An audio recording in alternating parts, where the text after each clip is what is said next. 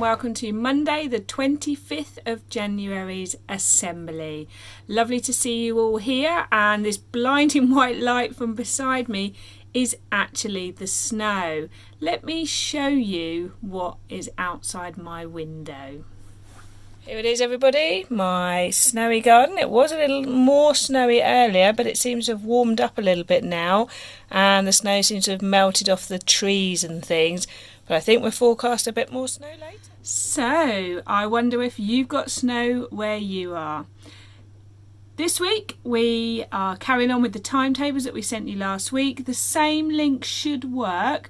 Things like French, it might not, so please watch out for the message from Mrs. MacArthur and she'll be clear with you which link you need. But fencing, DT, Friday Assembly, Miss Vanna's sessions, I think they're all using the same links. Let's start with Word of the Week. I've gone to my favourite book again, which is this one, the Dictionary of Difficult Words. Has fabulous illustrations inside as well. And this week I have chosen the word ineffable. And ineffable is an adjective, children, and you know that there's nouns, verbs and adjectives, but it's an adjective. And if something is ineffable, it means it is too wonderful to be described. And when I wake up in the morning and open my curtains to snow, which I didn't today, it snowed since I've been away, but on those days where you wake up, open the curtains and the snow has come overnight, I would say for me that is ineffable. It's too wonderful to tell you how that makes me feel. And also I really love the sound of the world when it's been snowy. If you've never paid attention to how it changes how everything sounds, just take a moment to stand outside in the snow and listen. It softens the sound of the traffic and all sorts of things. Right, let's do this day in history. Well, on this day in 2004, the Mars rover Spirit made history by landing on Mars, and it was there to collect samples and temperatures and all sorts of aspects of understanding more about life on Mars. So there we go, a fantastic day in history from 2004. On days like this, when we keep hearing speculation in the news and headlines, and children, be very careful, because headlines in the newspaper are not always necessarily the real news story, and today was a really good example of that.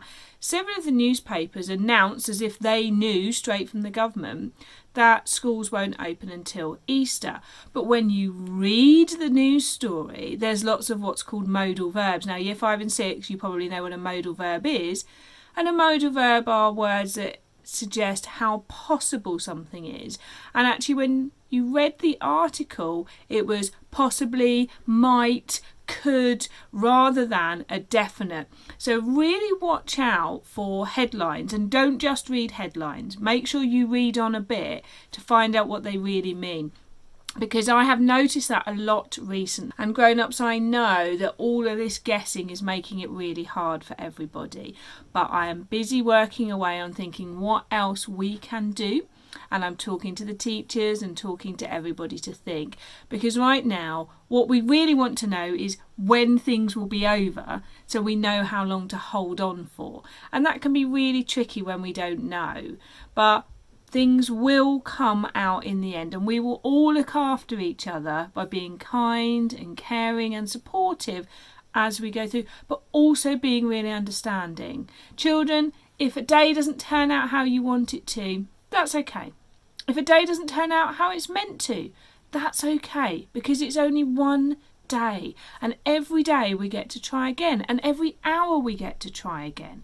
So please make sure you are being supportive, make sure you are talking and listening, sharing how you feel, but also noticing how other people feel too. And you know what, children and families, if it turns out that today it doesn't go how you think it's meant to, and you end up eating ordered in food or microwave dinner and only half of what you planned to get done is done, that's okay. So we all just need to be really kind to ourselves as well as to each other, and let each other and ourselves off when things aren't how we want or hope they would be. So the story I've chosen for us all today is Where Happiness Begins. Here you go. Where Happiness Begins.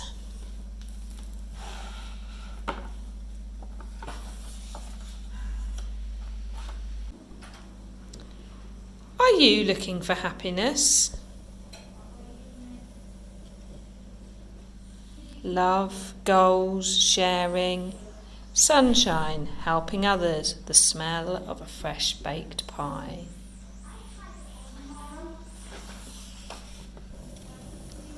It often has disguises and goes by different names.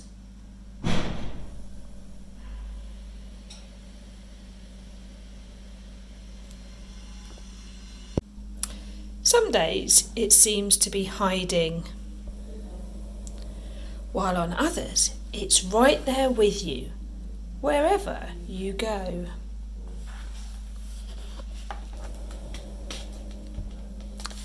You can try to understand it, collect it, or protect it.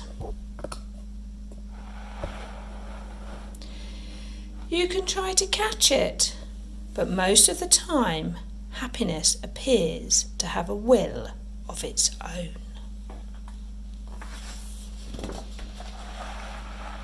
And sometimes it may feel as if there are too many things that get between you and happiness.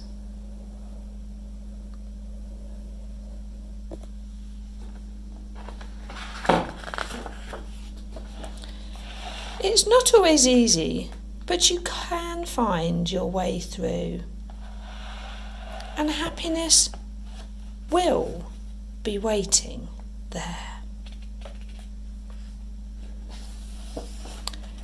When you find it, start following. See where it will take you.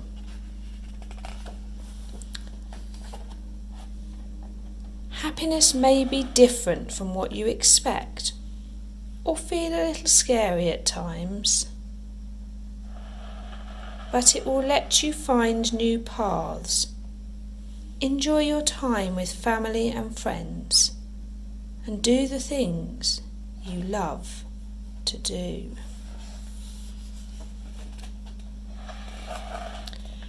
You can't feel happy all the time. You might feel overwhelmed by your feelings and that you can't always control them. But you can find your way back home.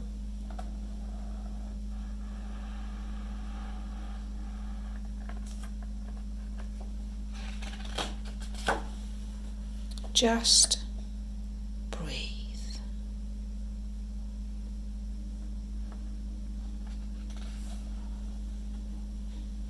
In that quiet moment, you will realise you don't have to keep looking for happiness.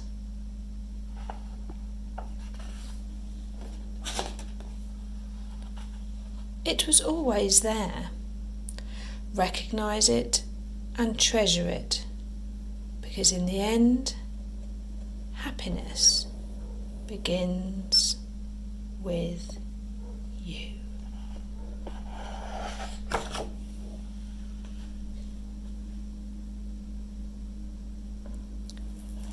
The end.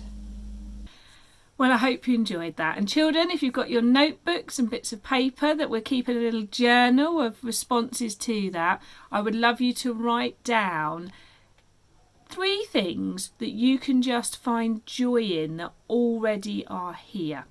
So here's my 3 things. 1, that I can look out at my garden and I can see the birds hopping around and the soft squishiness of the snow. That brings me so much joy, just to take a moment to look out there. I'm just going to do that now. And if you've got somewhere to look out of, whatever you can see, have a look out.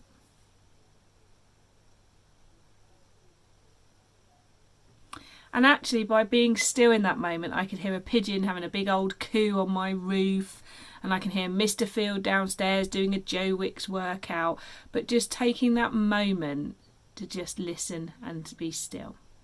The second thing I'm grateful for is everyone in the Wickham Court community. I'm really grateful that we're together in this. And then the third thing right now in all of this, I know I could make a giant list of things I could wish for, but do you know what? Let's focus on what we've got. The third thing I'm very grateful for is that I've got choices while I'm at home. I've got choices of what clothes to put on. I've got choices about what to have for lunch. And I know that's not true for everybody in the world. So I'm very grateful for the choices that I have. So children, if you've got your notepad, I'd love you to write down right now 3 things that you are happy and grateful for right now. Well done everybody who did that. If you'd like to send them to me, I'd love to see them. You could type them as a message or put them on your portfolios, children. And if you want to make sure you let your teachers know to tell me, I'll make sure I seek them out. Well, this week we've got another DT challenge, and again I've thought about something that will connect with these things we've been thinking about. It's a nice straightforward one this week. You need a piece of A4 card, any colour, a piece of A4 paper, some coloured pens or pencils, and some glue. That's it. And we're going to make something together. And I love seeing you all in things like our assemblies and our wake and shake, so well done. Wake and Shake will be on Wednesday as normal. Miss Vanna will be doing her PE, and there will be all the things that we're beginning to get used to having. And as I said, most of the links are the same, but if you're not sure, just ask your teacher. It's been lovely seeing you all take part in the fencing and the French and the music. And I know now for year 4, 5 and 6 you've been learning recorder. Well, now Mrs. Mulroy is teaching you something else in music, but there is a recorder club for year 4, 5 and 6. Just a short little one to keep those skills going. Friday is going to be very exciting with the disco, and also before Friday I will let the class of the week know who is going to be allowed to share their pets. And children, I love seeing people's pets, and I'm sure other children do as well. We've seen some wonderful cats and well-behaved dogs and fish and all sorts of things, so I wonder which class it will be this week. I'm just going to end our assembly with a lovely good news bit of story for you. So here it is. New colorblind glasses, you know what I'm saying? And he finna see that red ruby right there. Go ahead, brother. This is McKinley Herbs, who's colourblind, and his friends bought him these special glasses for his birthday. Look at the joy as he sees colour the way many of us do.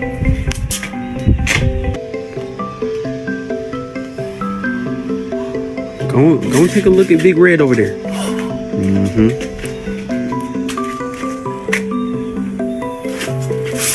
This is what y'all. Bro.